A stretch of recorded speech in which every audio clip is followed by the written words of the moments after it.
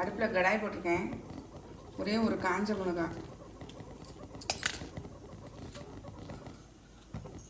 கொஞ்சம் வந்து ஒரு கைப்பிடிக்கும் குறைவாக கொஞ்சம் நிலக்கடலை பருப்பு, ஒரு அரை டீஸ்பூன் கடலை பருப்பு, கொஞ்சம் தேங்காய்,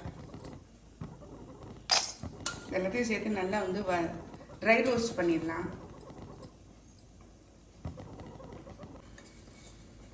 கடாயில் எண்ணெய் ஊற்றிருக்கேன். எண்ணெய் சூடாகிடுச்சு பாருங்க. கடுகு சேர்த்துடலாம்.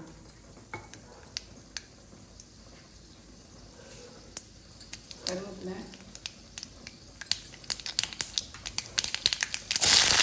வெங்காயம்,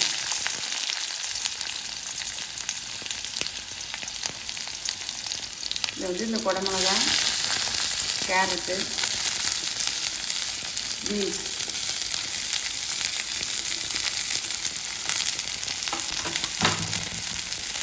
எல்லாத்தையும் சேர்த்து நல்லா கலர் விட்டுறணும். இதுலேயே அது வெந்துடும். அப்படி ஒரு வேளை வேகாதுன்னு நீங்கள் நினச்சிங்கன்னா கொஞ்சம் தண்ணி மட்டும் தெளித்தா போதும்.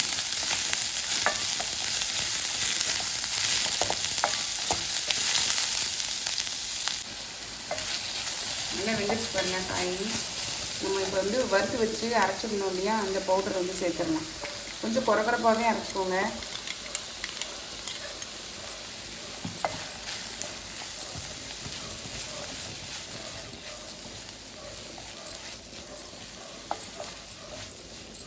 ஒரு 2 நிமிஷம் இருக்கட்டும். சூப்பராக நம்மளோட பொரியல் ரெடி ஆகிடுச்சு பாருங்க.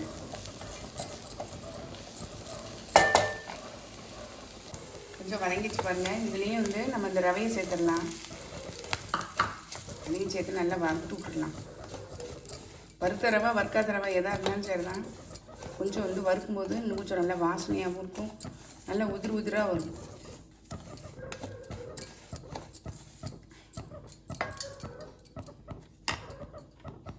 இதில் 1க்கு 1.5 அப்படிங்கிற அளவில் தண்ணி விட்டுருக்கேன்.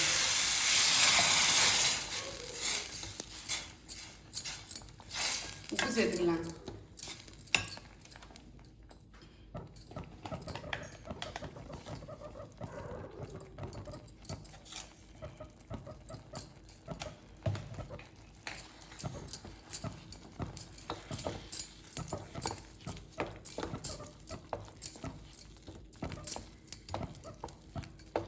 நல்லா வேகட்டு காமிக்கிறேன்.